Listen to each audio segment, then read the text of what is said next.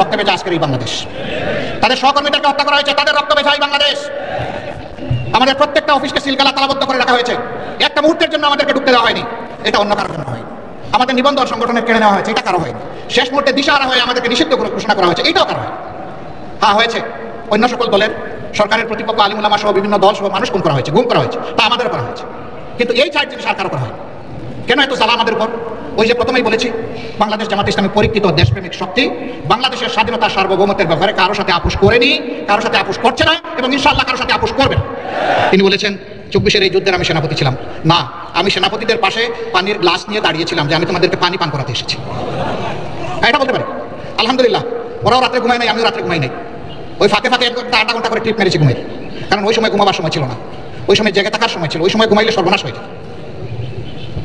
প্রিয় সম্মানিত বন্ধুগণ, যেই জাতির নেতৃবৃন্দ সজাগ থাকে সেই জাতি শান্তিতে ঘুমাইতে পারে, আর যে জাতির নেতৃবৃন্দ ঘুমিয়ে পড়ে সেই জাতির আর কোনো শান্তি থাকে না, ঘুম হারাম হয়ে যায়। যারা এই জাতিকে নেতৃত্ব দিতে আসবেন তাদেরকে অনুরোধ করব, হাতে লাঠি নেওয়া চৌকিদার হিসাবে আসবেন, হাতে বন্দুক নেওয়া খুনি হিসাবে কেউ আসবেন না। মানুষের ভোট নেওয়ার আগে পায়ে ধরে বাবা ডাকবেন, আর ভোট নেওয়ার পরে মালিক হয়ে তার উপরে ছড়ি ঘুরাবেন, এই মানসিকতা আর দেখাবেন না। এটা বাংলাদেশের জনগণ একবারের মতো প্রত্যাখ্যান করেছে। এই রূপে যেই আসতে চাইবে তিনি বারবার প্রত্যাখ্যাত হবেন। আসসালামু আলাইকুম রহমতুল্লাহ। আমির জামাত ডাক্তার শফিকুর রহমান আজকে কুমিল্লাতে যে গর্জন দিয়েছে, যে হুঙ্কার দিয়েছে, আমরা বিগত দিনগুলোতে এই গর্জন বা হুঙ্কার দিইনি। এর কারণ কি? আজকের বিস্তারিত আদ্যপন্ন তথ্য নিয়ে আপনাদের সামনে হাজির হচ্ছি। সম্মানিত ভিউয়ার্স, আজকের ভিডিওটি খুবই গুরুত্বপূর্ণ। গতকালকে আপনারা দেখেছেন বাংলাদেশের যত ধর্ম যাজক আছে, যারা পাদ্রী বলেন, ওলামা বলেন, বিভিন্ন ধর্মের যারা ধর্মগুরু, তাদেরকে নিয়ে কিন্তু প্রধান উপদেষ্টা বৈঠক করেছেন। এটা বাংলাদেশের ইতিহাসে এখনও পর্যন্ত এটা করতে পারেনি কোনো সরকার, বা এটা বিগত সরকারগুলো কখনোই করতো না। গতকালকে যে ঘটনা ঘটেছে তার আগের দিন আবার কি হয়েছে, রাজনৈতিক যত নেতাকর্মী আছে তাদেরকে নিয়ে প্রধান উপদেষ্টা বৈঠক করেছেন। এই প্রধান উপদেষ্টা বৈঠক করার পরে আমির জামাত ডাক্তার শফিকুর রহমান কি একটু জোর বেশি পেয়েছে, হিম্মত বেশি পেয়েছে, না তার আবেগ থেকে জজবা তৈরি হয়েছেন? আজকের বিষয়টি খুবই গুরুত্বপূর্ণ। আমির জামাতের একটি ভিডিও আপনারা ভিডিও শুরুতে দেখেছেন। আজকে বাকি ভিডিওগুলো অবশ্যই দেখাবো কিছুক্ষণের মধ্যে। আপনারা কিছু কথা শুনুন এবং বাকি ভিডিওগুলো দেখে আপনারা আজকের ভিডিও থেকে মন্তব্য করবেন, আমাদের কমেন্ট বক্সে জানিয়ে দেবেন কে কোথা থেকে কিভাবে দেখছেন, দেশে বা প্রবাসে, কাছে বা দূরে, যে যেখান থেকে দেখছেন সকলকে অসংখ্য ধন্যবাদ জানাচ্ছি। আজকের বিষয়টি খুবই গুরুত্বপূর্ণ। আমির জামাত যে তথ্য বহুল আলোচনা করেছেন, আমির জামাত যে কথা বলেছেন, 24-এর গণ অভ্যুত্থানে ছাত্রদের যে বিপ্লব ঘটেছে, বৈপ্লবিক সেই ঘটনাকে কেন্দ্র করে আমির জামাত কি কাজ করেছেন, কিভাবে ছিলেন, তাদের সম্মুখে ছিলেন না তাদের সাথে ছিলেন, না লুকিয়ে ছিলেন, না তাদেরকে পানি খাওয়াতে ব্যস্ত ছিলেন, তিনি কি ঘুমিয়েছিলেন না জাগা ছিলেন, সজাগ ছিলেন, এই ব্যাপারগুলো আজকের ভিডিওটি দেখবেন। সম্মানিত ভিউয়ার্স, আজকের ভিডিওটি দেখতে থাকুন এবং পরবর্তীতে অবশ্যই আপনারা কমেন্ট করে আমাদেরকে জানিয়ে দিবেন। আসসালামু আলাইকুম রাহমাতুল্লাহ। রাব্বিল আলামিন ওয়াস সালাতু ওয়াস সালামু আলা রাসূলিল কারীম ওয়া আলা আলিহি ওয়া সাহবিহি ওয়া আহলি বাইতি আজমাইন। বাংলাদেশ জামাত ইসলামী কুমিল্লা মহানগর শাখা কর্তৃক আয়োজিত আজকের এই বিশাল কর্মী সম্মেলনের সম্মানিত সভাপতি, মহানগরী আমির, কেন্দ্রীয় কর্ম পরিষদ সদস্য জনাব নেতা, বাংলাদেশ জামাত ইসলামী কেন্দ্রীয় নায়েবে আমির, বিশিষ্ট রাজনীতিবিদ জনাব ডাক্তার সৈয়দ আব্দুল্লাহ মোহাম্মদ তাহের, মঞ্চে বসা আমার কেন্দ্রীয় সহকর্মীবৃন্দ, আঞ্চলিক এবং স্থানীয় নেতৃবৃন্দ, আজকের এই সম্মেলনের প্রধান উপাদান এবং আকর্ষণ সহকর্মী ভাই ও বোনেরা, শহীদ পরিবারের সম্মানিত সদস্যবৃন্দ, সাংবাদিক বন্ধুরা, আল্লাহ তাবারক ওয়া তাআলার অগণিত শুকরিয়া আদায় করছি যে আল্লাহ রাব্বুল আলামিন মুক্ত পরিবেশে আজকের এই সম্মেলন আমাদেরকে অনুষ্ঠান করার তৌফিক দান করেছেন। আলহামদুলিল্লাহ, শুকরিয়া আদায় করছি। মুসলিম সংগঠনের পক্ষ থেকে আল্লাহ আমাকে তৌফিক দিয়েছেন, আমার সহকর্মীদেরকে তৌফিক দিয়েছেন এখানে দাঁড়িয়ে দুটি কথা বলার জন্য, আবার আলহামদুলিল্লাহ। আমরা গভীর ভালোবাসা, কৃতজ্ঞতা এবং সম্মান জ্ঞাপন করছি 2000 থেকে শুরু করে 2024 সালের 5ই আগস্ট পর্যন্ত ধারাবাহিকভাবে ফ্যাসিস্টদের হাতে জীবন দিয়ে যারা দুনিয়া থেকে বিদায় নিয়েছেন তাদের প্রতি, তাদের সাথে রাস্তায় নেমে সমান তালে লড়াই করে যারা পঙ্গুত্ব বরণ করেছেন তাদের প্রতি আমি গভীর সম্মান প্রদর্শন করছি। যারা জীবনকে দুনিয়া থেকে বিদায় নিয়েছেন আল্লাহ তাআলা তাদের শাহাদাতকে কবুল করুন। যারা পঙ্গু হয়েছেন রব্বুল আলামিন তাদেরকে সুস্থতার নিয়ামত দান করুন। সম্মানিত ভাই ও বোনেরা, আমরা যেমন দেশের ভিতরে থেকে স্বৈর শক্তির বিরুদ্ধে লড়াই করেছি একের পর এক ধারাবাহিকভাবে, ঠিক বিদেশে অবস্থান করে সারা বাংলাদেশের প্রবাসীরাও আমাদের সাথে সমানতালে লড়াই করেছেন। আজকে দেশের ভিতরে যারা লড়াই করেছেন তাদের জন্য প্রিয় সংগঠনের পক্ষ থেকে আমি লাল গোলাপটুকু উপহার দিচ্ছি।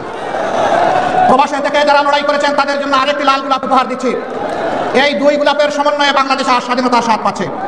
সুতরাং স্বাধীনতার সকল যোদ্ধাদেরকে আমার পক্ষ থেকে সেলিউট। দেশের ভিতরে যুদ্ধ করে আমরা অনেকেই জীবন দিয়েছেন, অনেকে মৃত্যুবরণ করেছেন, অনেকে হাজার মামলা নিয়ে শত মামলা গলায় নিয়ে দফায় দফায় জেলে গিয়েছেন। আদালতের আঙ্গিনা বিরোধী দলের কর্মীদের দখলে ছিল। মঈন ফখরুদ্দিনের 2 বছর, পরবর্তী স্বৈর শাসনের আরো 15.5 বছর। এই 17.5 বছর জাতির জন্য শ্বাসরুদ্ধকর একটা পরিবেশ ছিল। মানুষ শান্তিতে বসবাস করতে পারেনি। দেশপ্রেমিক জনগণকে, দেশপ্রেমিক বিভিন্ন বাহিনীকে এই সময় ধ্বংস করা হয়েছে। আমরা লক্ষ্য করেছি আওয়ামী লীগ ক্ষমতায় বসে 2009 সালের 10 জানুয়ারি ক্ষমতায় হাতে নিল। তারপরে আমরা দেখি 1 মাসের মাথায় তৎকালীন বিডিআরের সদর দপ্তর ঢাকার পিলখানায় 57 জন চৌকস দেশপ্রেমিক সেনা অফিসারকে তারা হত্যা করলো। তাদের পরিবারের সদস্যদেরকে হত্যা করলো। নির্মমভাবে হত্যা করার পর লাশগুলা ড্রেনের মধ্যে ভাসাই দিল। কিছু গোপন করে ফেললো। রাতের আধারে হত্যাকাণ্ড খুনিদেরকে পিলখানা থেকে বের হয়ে যাওয়ার নিরাপদ রাস্তা তৈরি করে দিল। দুইটা তদন্ত কমিশন হলো, একটা করলো সেনাবাহিনী, আরেকটা করলো সরকার। সেই তদন্ত কমিশনের কিছুই জনগণকে জানতে দেওয়া হলো না। কারণ সরকার যদি বুথ থাকে, বুথ ছাড়াবে কে? সেদিনকার প্রধানমন্ত্রী বিডিআরের কতিপয় সদস্যকে এনে আদর করে তাদের সাথে বসলেন, তাদের সকল দাবি দাওয়া মেনে নিলেন। ওদিকে সেনাবাহিনীকে তাদের সহকর্মীদেরকে সাহায্য করার রাস্তা বন্ধ করে রাখলেন। বললেন দেখতে দেখতে সব শেষ হয়ে গেল। সেনাবাহিনীর রিপোর্টটি জাতির জানা দরকার ছিল, কারণ তাদের সহকর্মীদেরকে কারা হত্যা করেছে সবার চাইতে তাদের বেশি জানার কথা, কিন্তু তা জানতে দেওয়া হয়নি। আমরা সরকারের কাছে দাবি জানাই, পুরা ঘটনার আদ্যপান্ত সুষ্ঠু নিরপেক্ষ তদন্ত অবশ্যই করতে হবে। কারণ এই দুর্ঘটনার মধ্য দিয়ে আমাদের দেশপ্রেমিক সেনাবাহিনীর মনোবলকে ধ্বংস করা হয়েছে, মিডিয়াকে খতম করা হয়েছে। আগে মিডিয়া ছিল সীমান্তের অতন্ত্র প্রহরী, তাদের লগতে ছিল বাংলাদেশের রাইফেল। এখন তাদেরকে বানানো হয়েছে সীমান্তের চৌকিদার, তাদেরকে অপমানিত করা হয়েছে। এরপরেই তারা পরের বছর আঘাত দিয়েছে আরেক দেশপ্রেমের বাস্তব নমুনা।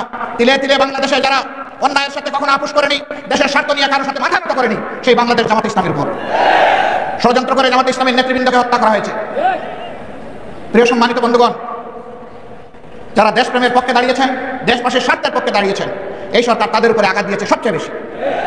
আঘাত দিয়েছে আলেম ওলামার উপর, এমনকি আঘাত দিয়েছে বিবেকী সাংবাদিকদের উপর। এরা হত্যা করতে কাউকেই ছাড়ে নাই। হত্যার মিশন নিয়ে তারা নেমেছিল, আর তাদের ক্ষমতার শেষ দিন পর্যন্ত জনগণকে তারা হত্যা করেছে। এই 24-এর গণহত্যার এরা নায়ক নায়িকা।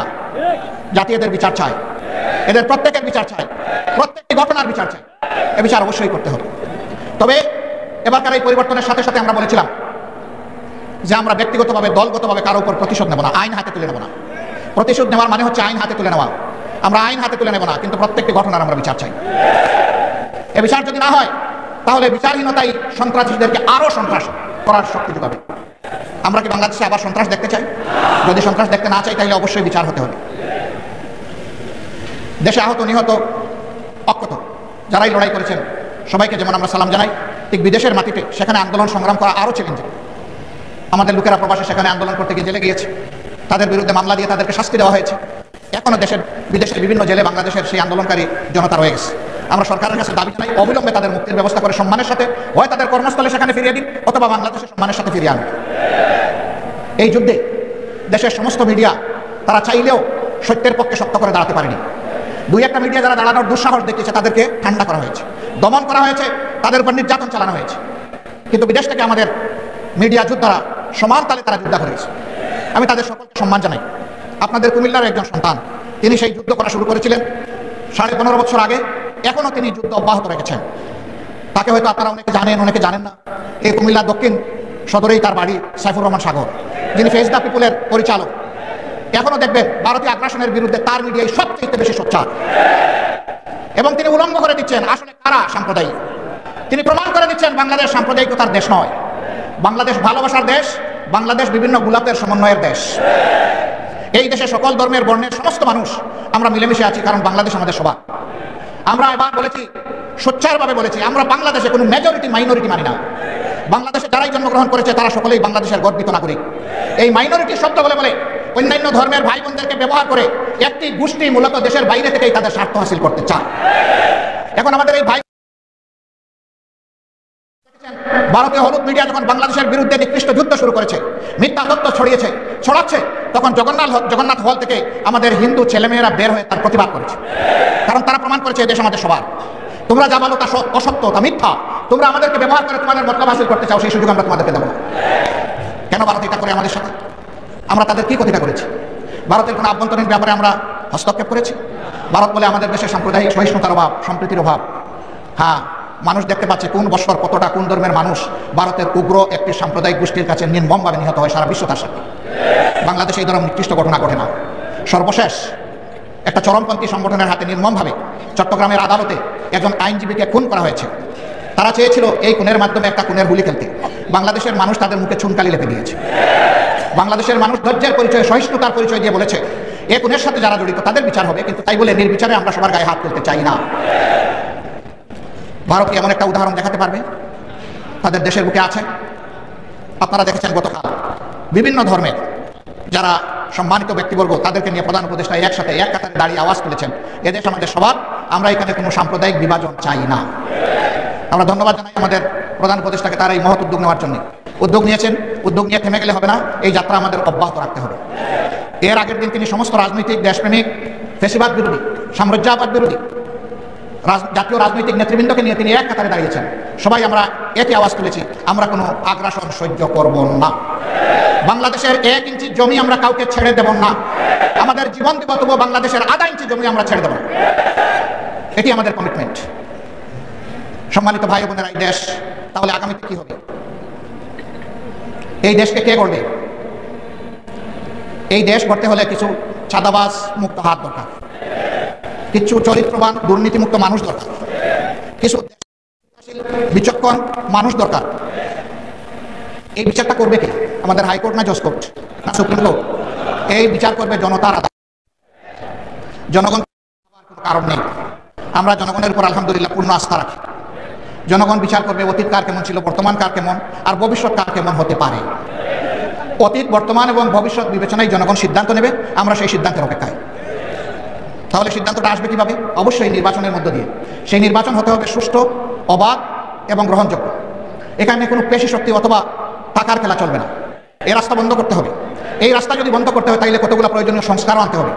সেই সংস্কারে সরকার অনুরোধ করবো সংস্কারে গতি বাড়ান। সংস্কারে গতি বাড়িয়ে মৌলিক সংস্কারগুলো করে একটা সুষ্ঠু নির্বাচন জাতিকে উপহার দেন। আপনারা যেন ইতিহাসে স্মরণীয় হয়ে থাকতে পারেন। আপনাদের নিজস্ব কোনো এজেন্ডা থাকবে না। এজেন্ডা, জাতীয় এজেন্ডা একটাই, যে একটা সুন্দর সুষ্ঠু নির্বাচন আপনারা উপহার দেবেন। তার জন্য যত সংস্কার প্রয়োজন তাই আপনারা করুন। আমরা আপনাদেরকে চাপ দিচ্ছি না। আবার অনুরোধ করব, আপনারা মূল্যবান সময়টাকে নষ্ট করে দীর্ঘায়িত করবেন না। আপনারা যৌক্তিক সময়ের ভিতরে এই নির্বাচন জাতিকে উপহার দিন। জাতি গত 3টা টার্ম তাদের নিজস্ব ভোটের অধিকার প্রয়োগ করতে পারবে। বিশেষ করে জাতির 42 ভাগ ভোটার যারা যুবক, তারা একটা ভোটও দিতে পারবে। আমরা আমাদের যুবকদের হাত ধরে, যুবকদের বুক চিতিয়ে যুদ্ধ করা এবং রক্তের বিনিময়ে এই স্বাধীন পরিবেশটুকু পেয়েছি। আমরা চাই আগামীতে তারা শুধু ভোট দিবে না, তারা জাতিকে নেতৃত্ব দেবে ইনশাআল্লাহ। আমরা একটা যুব সমৃদ্ধ বাংলাদেশ গঠন করতে চাই। আমরা আমাদের যুবকদের হাতকে বেকারের হাত হিসাবে দেখতে চাই না। আমরা আমাদের যুবকদের হাতকে উন্নয়নের হাত হিসাবে দেখতে চাই, কর্মীর হাত হিসাবে দেখতে চাই, দেশপ্রেমিকের হাত হিসাবে দেখতে চাই, জনতার পাশে দাঁড়ানো হিমালয় পর্বতের মতো শক্তি হিসাবে দেখতে চাই। প্রিয় সংগ্রামী কুমিল্লাবাসী, আপনাদের প্রিয় নেতা বলেছেন 2টা যৌক্তিক কথা। একটা এয়ারপোর্ট, সেই ব্রিটিশ আমল থেকে এখানে তখন বিশ্বযুদ্ধের জন্য ঘাঁটি গাড়া হয়েছে। এইরকম ঘাঁটি যারা সবগুলোই কিন্তু এয়ারপোর্ট হয়ে গেছে 2টো ছাড়া। একটা কুমিল্লা আর একটা শমশাননগর। শমশাননগর অতটা জরুরি নয় আরেকটা এয়ারপোর্ট করা, কারণ সিলেট একটা এয়ারপোর্ট আছে। কিন্তু কুমিল্লা তো অনেকগুলো জেলার কেন্দ্রস্থ। এটা খুবই যৌক্তিক দাবি। এই দাবি আমরা শতভাগ সমর্থন করি। প্রধান উপদেষ্টার নেতৃত্বে বর্তমান সরকারকে অনুরোধ করবো আপনারা মনে করুন। বিভাগ, আপনারা বিভাগ পাইলেন না, আপনাদের কপালের দোষ। আপনাদের জেলার নাম কুমিল্লা।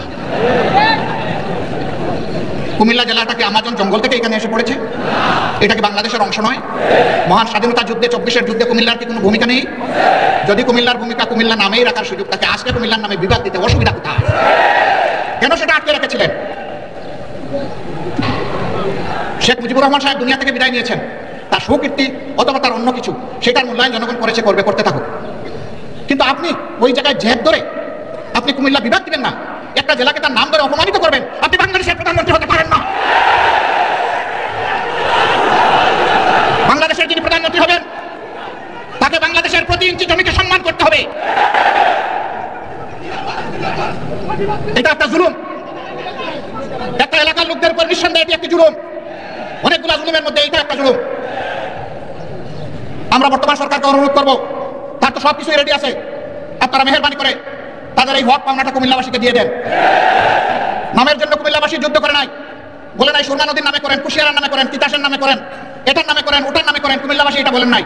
কুমিল্লাবাসী বলেছে আমাদের নামেই আমাদের পরিচয়, আমাদের বিভাগটা দিয়ে দেন।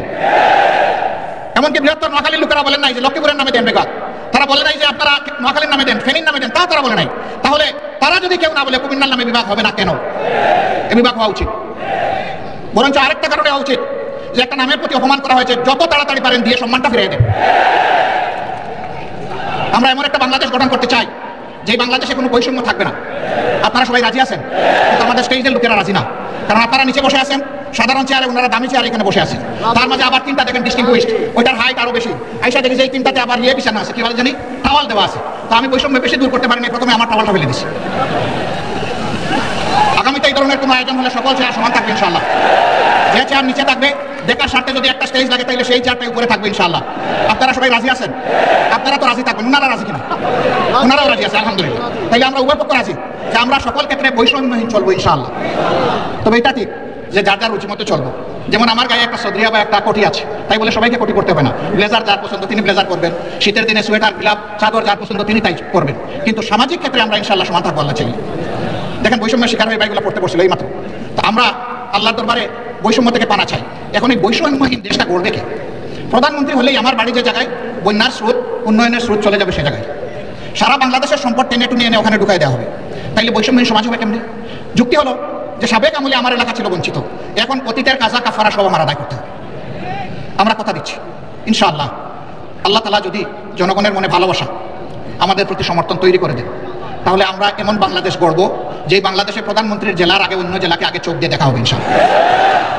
তবে প্রধানমন্ত্রীর জেলাও বঞ্চিত হবে না, তারাও তাদের ন্যায্য অংশ পাবে ইনশাআল্লাহ। কারণ প্রধানমন্ত্রী হওয়ার কারণে ওই জেলাকে বঞ্চিত করার কোনো অধিকার নাই। কিন্তু রাজার হস্ত করে সমস্ত কাঙ্গালের দম চুরি, ওই চুরি করতে দেবো না আমরা। যদি আল্লাহ তাআলা আমাদেরকে সুযোগ দেন, আল্লাহ ভালো জানেন, প্রিয় জনগণ তারা বিবেচনায় নেবেন। যদি সুযোগ দেন তাহলে ইনশাআল্লাহ আমরা কথা দিচ্ছি যে আমরা দুর্নীতি করবো না, দুর্নীতি হতে দেব না। বলবেন তার কি কোনো প্রমাণ আছে? একটু আছে তো ভাই। 2001 থেকে 6 সাল জামাতে ইসলামের যে দেশপ্রেমিক নেতৃবৃন্দকে খুন করা হয়েছে বিচারিক আদালতে, তারা তো 2 জন 3 মন্ত্রণালয়ের দায়িত্ব পালন করেছেন। বলেন বাংলাদেশের কেউ কোনো দুশ্মনও আমাদের তাদের হাতে একটু দুর্নীতির গন্ধ লাগাইতে পেরেছে? পারেনি। কেন? একটাই কারণ, তারা আল্লাহকে ভয় করে। আমরা আশা করব যাদের হাতে আগামীতে দায়িত্ব আসে তারা যেন আল্লাহকে ভয় করে চলে। যদি আল্লাহকে ভয় করে চলে তাহলে আল্লাহর ভয় আর দুর্নীতি দুইটা পাশাপাশি চলতে পারে না। দুর্নীতি তখন দুর্নীতির মৃত্যু হবে এবং সুনীতির জয় হবে ইনশাআল্লাহ। আমাদের শিক্ষা ব্যবস্থাকে একটা কুড়া শিক্ষা ব্যবস্থা বানানো হয়েছে। মাস্টার্স, তারপরে গ্র্যাজুয়েশন, ওইদিকে কামিল, আলেম, ফাজেল, এই সমস্ত ডিগ্রি নিয়ে লোকেরা দুয়ারে দুয়ারে ঘুরে একটা ন্যায্য চাকরি পাওয়ার আশায়। 2টা কারণে পায় না। একটা কারণ হলো মামু এবং খালার ঠেলায় আর বাসে না। আরেকটা কারণ হলো সে যে সার্টিফিকেটটা নিয়ে এসেছে এইটা তার সার্টিফিকেটের সাথে তার কোয়ালিটি প্রমাণ হয় না। কেন হয় না? 2টি কারণে হয় না। প্রথম শিক্ষা ব্যবস্থা হচ্ছে নৈতিকতাবিহীন শিক্ষা ব্যবস্থা, ভোগবাদী শিক্ষা ব্যবস্থা। এই ভোগবাদী শিক্ষা ব্যবস্থা তাকে শিখিয়েছে বড় পণ্ডিত হয়ে সূক্ষ্মভাবে কিভাবে রাষ্ট্রের ধন চুরি করতে হবে। 2 নম্বর কারণ হলো চুরিটাও তো ভালো করে শিখবে, গুতা কাশি নিয়ে বের হয়ে গেছে, মানে ওখান থেকে জাগতিক শিক্ষাটাও ভালো নিতে পারবে। এই 2 জায়গাকেই প্রপারলি ডেলে সাজানো হবে যাতে বাংলাদেশের শিক্ষা দুনিয়ার জন্য অনুসরণীয় হয়। এখন আমাদের দেশ থেকে দুনিয়ার বিভিন্ন দেশের লোক যাওয়ার জন্য পাগল হয়ে যায় শিক্ষার জন্য, উচ্চতর শিক্ষার জন্য, কিন্তু আমাদের দেশের লোক আসতে চায় না। কেন চায় না? এই দুর্বল শিক্ষা কেউ নিতে চায় না, এই জন্যই আসতে চায় না। এমন একটা শিক্ষার মডেল তৈরি করতে হবে যে দুনিয়ার মানুষেরাও যেন এখানে শিক্ষা নিতে আসে। এটা ছিল তো, এক আমলে তো ছিল, দুনিয়ার মানুষ তো এখানে আসতো, জাপাইয়া পড়তো, এমনি এমনি তো আসে নাই। এই দেশের এই অঞ্চলের কোয়ালিটি ছিল, এই জন্যই তো এসেছে। আমার সম্মানিত ভাইরা, আমরা এমন বাংলাদেশ গড়ব যে বাংলাদেশে মসজিদ পাহারার দরকার হবে না, মন্দির, মঠ, চার্চ, প্যাগোডা কোনোটাই পাহারার দরকার পড়বে না। সকল ধর্মের মানুষ তার ধর্ম, তার কর্ম সে তার মতো করে চলবে, সেখানে কেউ হস্তক্ষেপ করার দুঃসাহস দেখাবে না। তবে এটা ঠিক, ধর্মের নামে কেউ অন্যের ধর্মের ব্যাপারে হিংসা এবং বাড়াবাড়ি করবে। মাঝে মাঝে উস্কাইয়া দেওয়া হয় মানুষের অনুভূতিকে, এরা দুষ্ট, যারা এটা উস্কাইয়া দেয় এরা সুস্থ মস্তিষ্কের মানুষ না, এদের ভিন্ন এজেন্ডা আছে, এগুলো আমরা করতে দেবো। প্রিয় ভাইরা, এখানে আপনারা অনেকে ফ্ল্যাগ নাড়বেন, নেড়েছেন, হয়তো আবার নাড়বেন। 2টা ফ্ল্যাগ ছাড়া কোনো ফ্ল্যাগ এখানে উঠবে না। একটি বাংলাদেশের ফ্ল্যাগ আর একটা বাংলাদেশ জামাতে ইসলামের লোগো সম্বলিত ফ্ল্যাগ। এর বাইরে মেহরবানি করে কোনো ফ্ল্যাগ এখানে উড়াবেন না। কারো হাতে থাকলে এটা নিচে রেখে দেবেন। আমার সম্মানিত সহকর্মীবৃন্দ, এই যে বৈষম্যহীন দুর্নীতিমুক্ত একটা বাংলাদেশ গড়ার আমরা স্বপ্ন দেখি, যুব সমৃদ্ধ একটা সমাজ গড়ার স্বপ্ন দেখি, এই সমাজটা গড়বে কে? এই সমাজটা আপনাদেরকেই গড়ার দায়িত্ব নিতে হবে। আপনারা বলেছেন যারা যে এক আল্লাহ, আমরা এক আল্লাহর পর ভরসা করে সামনে এগোতে চাই, রাসূল করিম সাল্লাল্লাহু আলাইহি ওয়াসাল্লামের দেখানো দুনিয়ার সবচেয়ে শ্রেষ্ঠ আদর্শ অনুসরণ করতে চাই। আমাদের নিজের জীবনে আগে এটা প্রতিষ্ঠিত করতে হবে। প্রতিষ্ঠা করার পথে অনেক সমালোচনা শুনবেন, অনেক বাধা আসবে। জামাত ইসলামীকে বলা হবে এটা প্রতিক্রিয়াশীল শক্তি। জামাত ইসলামী প্রতিক্রিয়াশীল হলে 15.5 বছর জামাত ইসলামীর উপর যে অত্যাচার, যে নির্মম নির্যাতন, যে জুলুম হয়েছে, দল হিসাবে চিন্তা করুন তো এই ক্ষতিটা আর কার হয়েছে? 1-2 করে শীর্ষস্থানীয় 11 জন নেতাকে হত্যা করা হয়েছে, তাদের রক্তে ভেজা আজকের এই বাংলাদেশ। তাদের সহকর্মীদেরকে হত্যা করা হয়েছে, তাদের রক্তে ভেজা এই বাংলাদেশ। আমাদের প্রত্যেকটা অফিসকে সিলগালা তালাবদ্ধ করে রাখা হয়েছে, একটা মুহূর্তের জন্য আমাদেরকে ঢুকতে দেওয়া হয়নি। এটা অন্য কারোর জন্য হয়। আমাদের নিবন্ধন সংগঠনের কেড়ে নেওয়া হয়েছে, এটা কারো হয়নি। শেষ মুহূর্তে দিশাহারা হয়ে আমাদেরকে নিষিদ্ধ করে ঘোষণা করা হয়েছে, এটাও কারো হয়। হ্যাঁ হয়েছে, অন্য সকল দলের সরকারের প্রতিপক্ষ আলিম উলামা সহ বিভিন্ন দল সহ মানুষ গুম করা হয়েছে, তা আমাদেরও করা হয়েছে। কিন্তু এই 4 জিনিস আর কারো করা হয় কেন? এত জ্বালা আমাদের উপর। ওই যে প্রথমেই বলেছি, বাংলাদেশ জামাত ইসলামী পরীক্ষিত দেশপ্রেমিক শক্তি, বাংলাদেশের স্বাধীনতা সার্বভৌমত্বের ব্যাপারে কারোর সাথে আপোষ করেনি, কারোর সাথে আপোষ করছে না, এবং ইনশাআল্লাহ কারোর সাথে আপোষ করবে না। এই কারণেই জামাত ইসলামের উপরে আক্রোশ ছিল। সম্মানিত ভাই বোনেরা, বলা হয় এরা যদি ক্ষমতায় যায় তাহলে মহিলাদেরকে ঘরের বাইরে আসতে দেবে না। একজন সাংবাদিক মহিলা আমাকে প্রশ্ন করেছেন, আপনারা ক্ষমতায় গেলে দেশটা কি আফগানিস্তান হবে না পাকিস্তান হবে? আমি বললাম ইনশাআল্লাহ বাংলাদেশ হবে, ভালো বাংলাদেশ হবে। এটা আফগানিস্তান হবে না পাকিস্তান হবে। আপনি এরা কি বলছেন? তিনি বললেন আপনারা ক্ষমতায় গেলে মহিলাদেরকে পেশাগত দায়িত্ব পালনে দেখতে চাইবেন না, সবাইকে আপনারা বুরকা পরার কথা বলবেন।